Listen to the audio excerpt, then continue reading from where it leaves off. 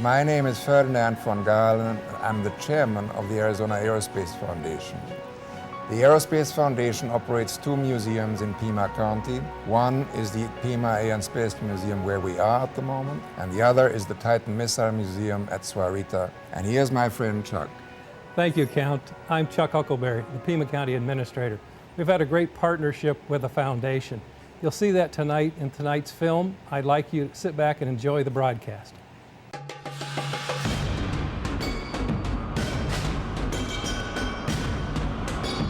We were doing a tour one day and a gentleman asked us if we knew who Don Lopez was. And I said, yes, he was one of the U.S. hostages. And he says, well, can I touch the aircraft? And I said, yes. And who is Don Lopez in relation to yourself? And he says, he's my cousin. And this is the aircraft that brought him home safely back to America.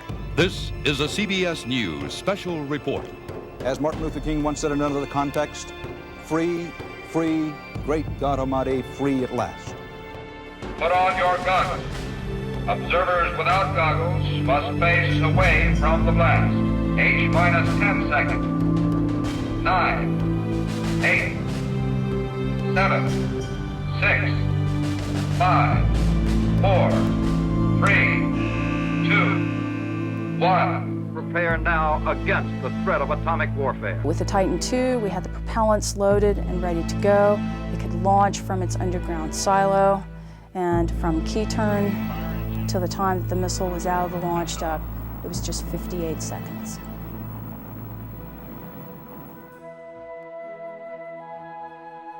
Some days later, came in that beautiful B-24, landing at Davis Mountain, and I think on the 27th of April, 1969. Until that time, nobody had any idea where Pima County was, and so nobody knew where this museum was. But it was soon to become the third largest air museum in the country.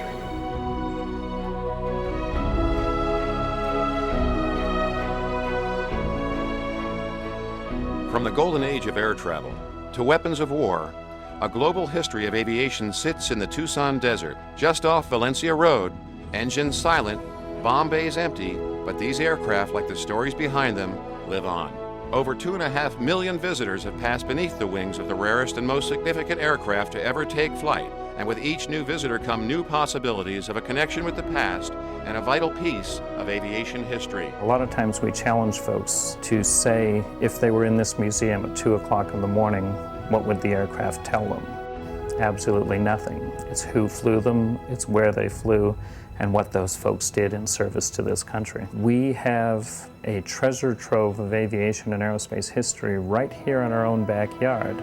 And most folks will drop off their visitors and then simply go home. Folks will travel around the world to see museums and other places, but what we would like to see is the local folks support the museum.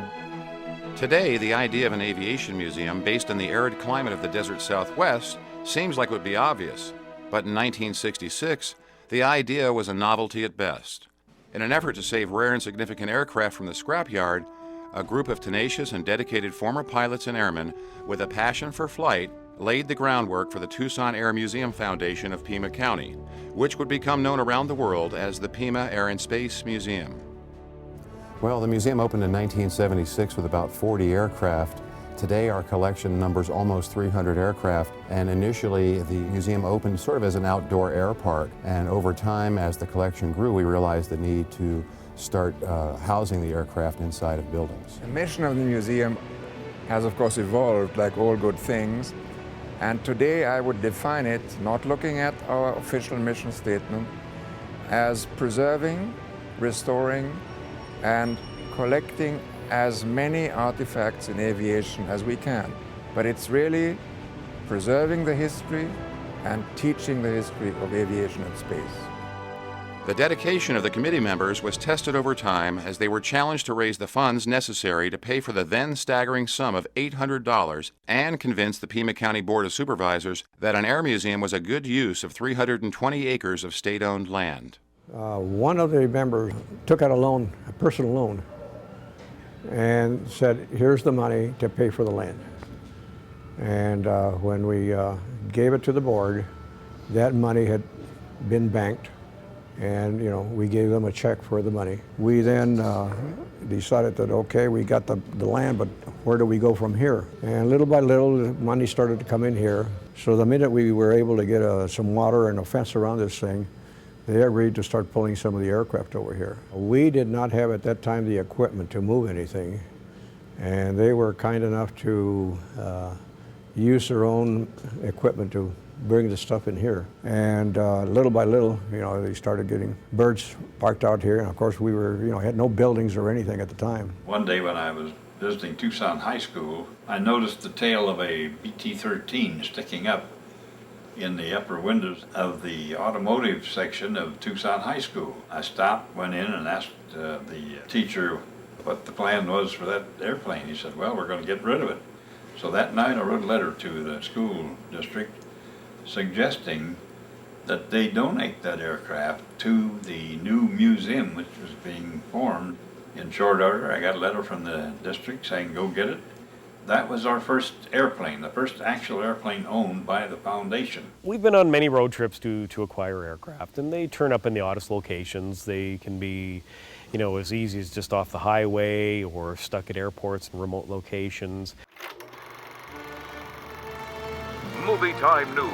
Dateline, April 1942. After the attack on Pearl Harbor in December of 1941, a lieutenant colonel with the U.S. Army Air Corps hatched a bold and dangerous plan to launch B-25 bombers from an aircraft carrier to strike back against Japan. James Jimmy Doolittle is today most famous for his daring bombing raid on Tokyo in the opening months of America's entry into World War II. Doolittle is just one of the many fascinating connections that were made in an effort to bring significant aircraft to Tucson. Our B-24 Liberator, which flew during the Second World War in India, China, Burma, and then after the war it was turned over to the new Indian Air Force, which they flew it until 1969. I read in an English magazine, Air Pictorial, that the Indian government was still using a batch of B-24s for coastal patrol off the west coast of India. I couldn't believe it at first because I thought all B-24s had been scrapped. But I thought, well, they'll only cost a stamp, I might as well write a letter. Much to my surprise, 6 months later, I received word that a B-24 was being set aside for us and that we could pick it up at our convenience. During that period of time, he had written letters to different people and different companies, especially petroleum companies. Well, one of the letters ended up at Shell. My letter landed on the desk of a newly appointed vice president for Shell Oil in San Francisco. And to our amazement, this man had been a B-24 pilot during the war. And who worked for Shell at that time? Ex-General Doolittle. He saw our request about, you know, giving us some money for the trip. One evening I got a call from a Shell man up in Phoenix. And he said, now, he said, I'm going to tell you something in confidence. He said, I don't want this to get out to anybody. He said, Shell Oil is thinking of donating the fuel and oil to bring that airplane back from India. What he did is he sent us a little credit card. He says, this card will get you all the fuel and oil that you need anywhere in the world. Couldn't ask for better. So we ended up with a bunch of volunteers that would fly the plane. The guy that was a pilot, by the way, was probably in knee pants at the time the B-24 was in its prime. And, but they all got shipped out to India. Well, each of the pilots was given 10 hours in the left seat. And then they were declared ready to fly. Neither one of them had ever flown a 4-engine airplane. Neither one of them had ever even seen a B-24 before. They'd been flying fighters. After stops in the Middle East, Europe, Canada, and back to the factory in Fort Worth, Texas, where it had been built, the B-24 was set to arrive at Davis Monthan Air Force Base 31 days and 11,000 miles after leaving India. When it was time for it to arrive, the air attaché from India was here. Mr. Doolittle was here, and a bunch of other brass showed up in here. Of course, DM was here, and we were there. We had quite a time watching that thing come in. The guy that was flying it by that time was really used to the bird, and he came out and did a flight right over the runway, pulled a little chandelle on that thing, and I thought, oh God, don't cream it now, you know, you got it here already.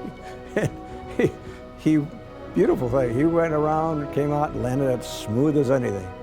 That was great. That was the beginning of, shall we say, national and international recognition of the Pima Air Museum. Until that time, nobody had any idea where Pima County was, and so nobody knew where this museum was. But it was soon to become the third largest air museum in the country. Well, after a while, we started discussing, hey, how about when do we open this thing? So we got to set a date, and so they did pick a date. And interestingly enough, it ended up being a Mother's Day. By 1975, approximately 50 aircraft, helicopters, and missiles had been gathered, and on May 8, 1976, as a part of the United States bicentennial celebration, the museum opened its gates to the public. In the beginning, the museum was little more than a fenced-in field with airplanes parked on it. Visitors bought their tickets from a modest shed built from 2x4s and tin siding. And we had, like I said, enough birds in that time to make people interested. And after that, it continued to go. You know, it was surprising. I never thought it would go that fast, but it grew really fantastically fast. In the early years that followed the grand opening, over 250,000 visitors came through the gates. In 1980, the museum began planning for the first large permanent display building, which would house a gift shop, admissions area, and a large display gallery for the collection of fabric-covered aircraft. Construction of Hangar 1 began in 1981 and was completed early the next year. The new building greatly enhanced the visitor experience. In 1982, the museum entered its partnership with the 390th Bomb Group Memorial Museum Foundation to create a museum dedicated to the World War II history of the 390th and the B-17 Flying Fortress. As the museum attendance continued to grow, a unique opportunity was presented to the president of the board of directors at the Air Museum. The urgent need to prepare now against the threat of atomic warfare. Prompted by a shift in the political climate and advances in guidance technology, the focus of the nuclear arms race between the United States and the Soviet Union shifted from large, high-yield intercontinental ballistic missiles to smaller missiles with improved accuracy and smaller payloads. In 1981, President Ronald Reagan announced the initiation of his Strategic Forces Modernization Program. Under this program, the Titan II missile system was to be deactivated to make way for more modern systems.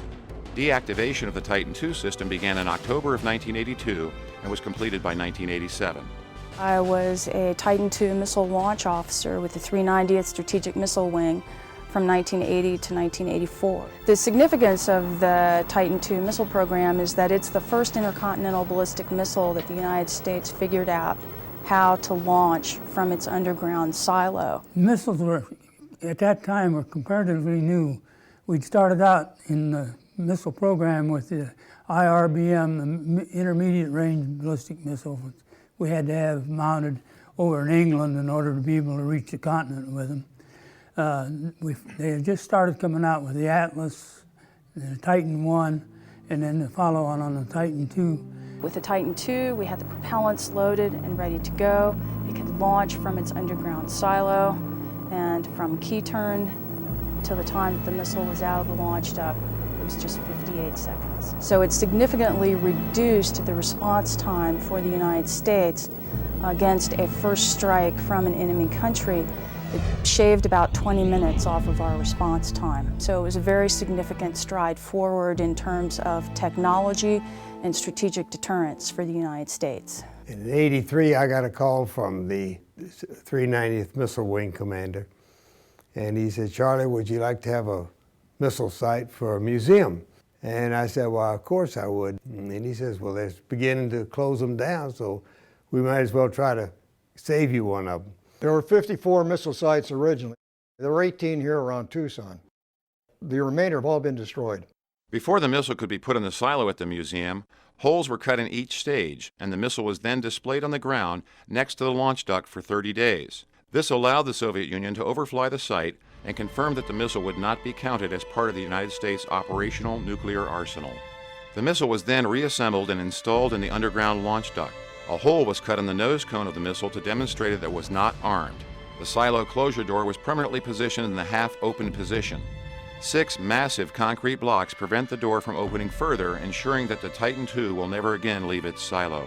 The Titan Missile Museum opened to the public in May 1986. 10 years to the day after the opening of the Pima Air and Space Museum, offering a rare look both above and below ground at the top-secret world of a nuclear missile silo. The Titan was described by a general that was brought here at the very beginning to visit this place. And he said, in effect, you know, this is a dinosaur of the missile age.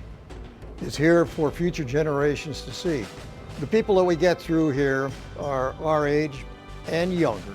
The younger generation really don't have any concept of what went on and what this is. The fact that this was a retaliatory weapon, not a first strike weapon, would be used in response to a nuclear weapon that was launched in our direction. It was understood by the enemy that this was not a good idea. They didn't launch, we didn't launch. This thing served its purpose. It was big. It was very, very big. And the fact that this wasn't used means that the people that are seeing it may not have been here where this launched earlier on. So it's a good lesson. We're very proud of it. We think this is really something that American people need to see and know what went on and what happened in those days.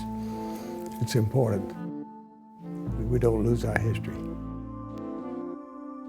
Following the opening of the Titan Missile Museum, construction began on a new building at the Pima Air Museum designed to house offices, the library, and the Arizona Aviation Hall of Fame.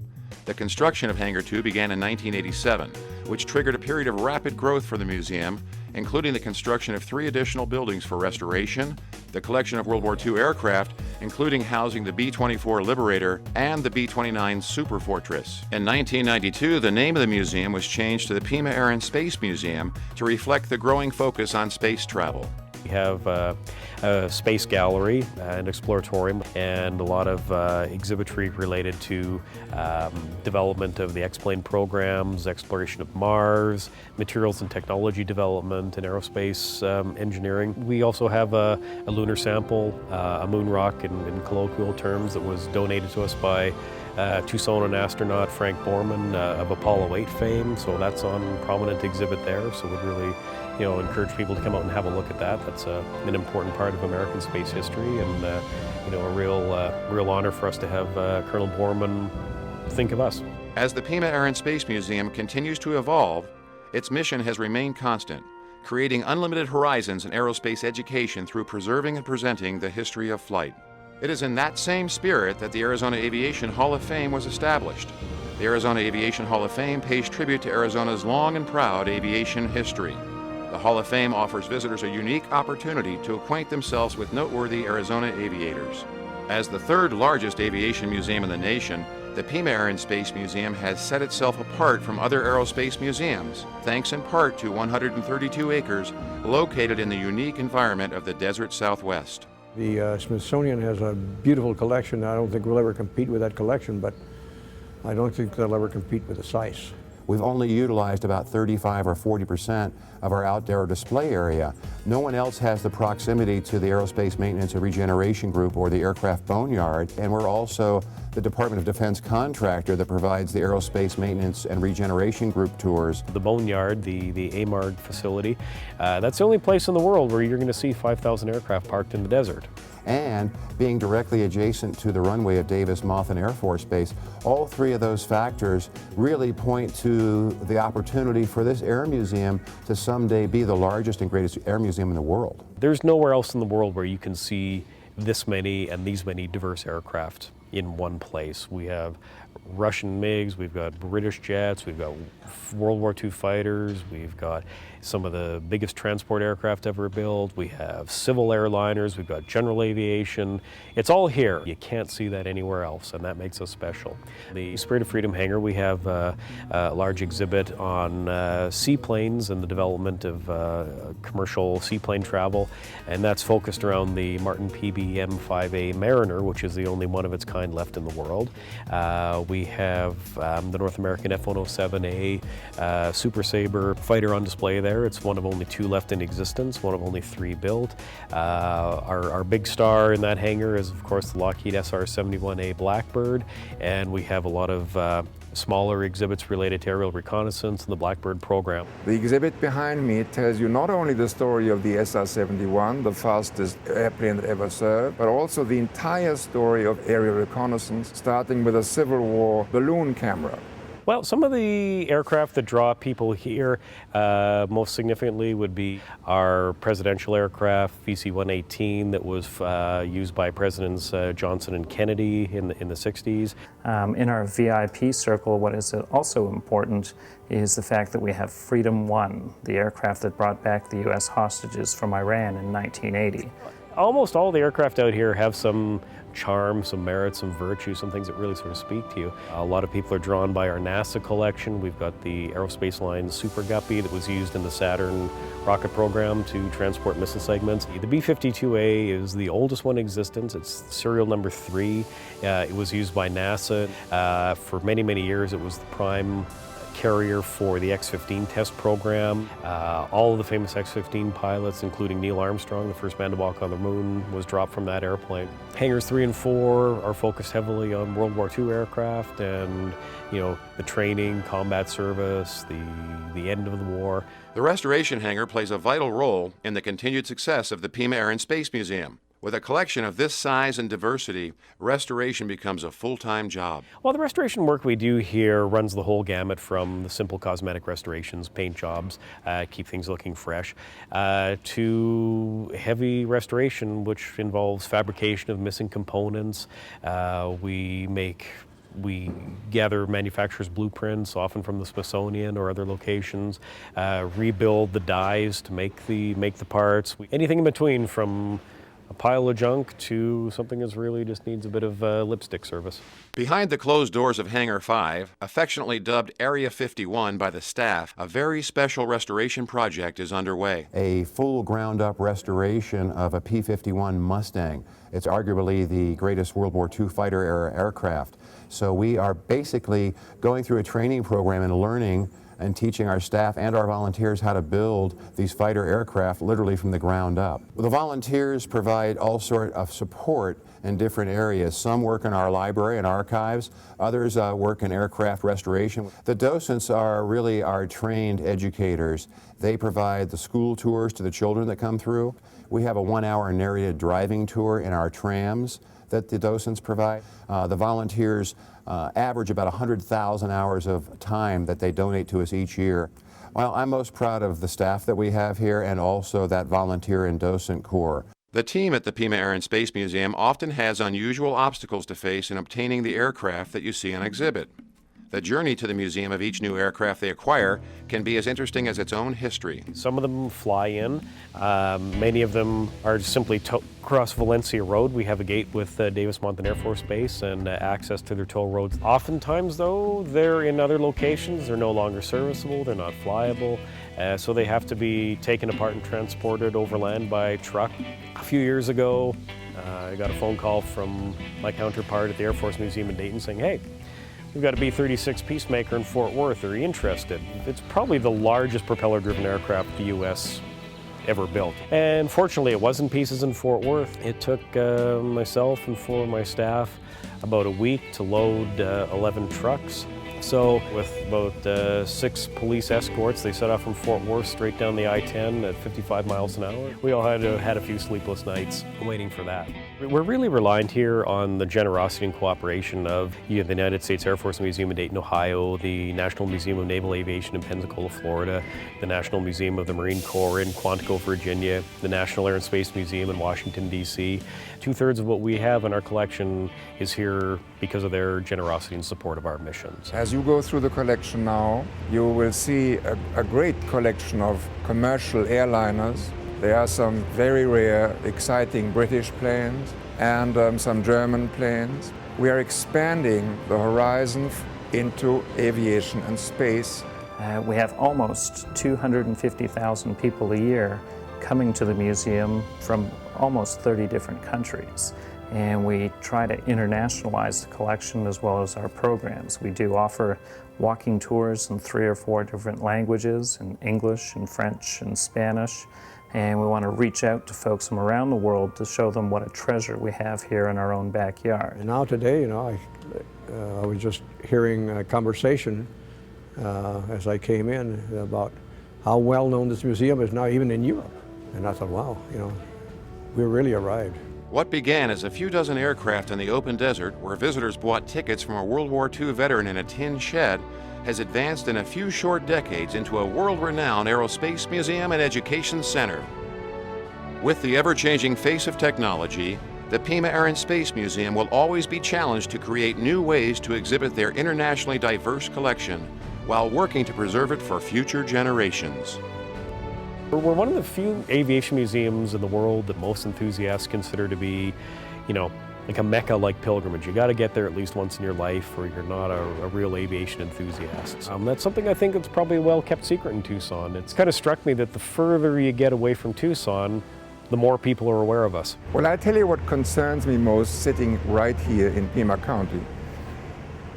The museum has not really caught hold in the general population. There are 1 million people living in Greater Tucson, and as I said earlier, still 70% of our visitors come from outside Pima County. So my greatest wish is to make this place really well known in the community. Well, fundraising is extremely important, particularly now that our collection has grown at such a incredible pace. We have so many important aircraft that need to have permanent housing and protection from the elements. It's a huge part of our initiative and our effort right now.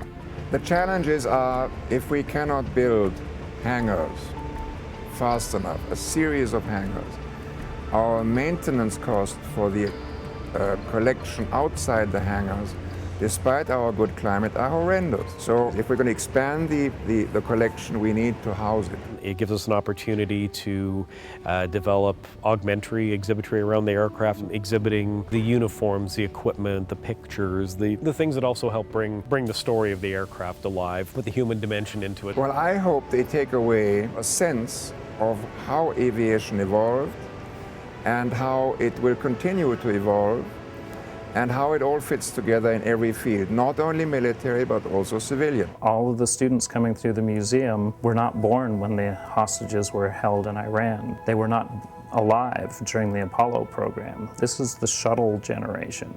This is an entire generation that's grown up not knowing about man walking on the moon. And what we have here in the museum, which is a true national treasure, is we cover that history from the Wright brothers right through to the space program. And having the opportunity to see students' eyes and minds soar beyond the level of the museum is personally enriching, as well as a good way to give back to the community. The fact that the general public has accepted this place, I'm really, really proud of that. The fact that a lot of people from not only from this country, but from outside the country, make this a #1 stop. You know, they gotta come to here to see it. And the fact of this acceptance, that I'm very proud of. I really never thought it would go that fast, you know. But it has, and here we are. Can't beat that.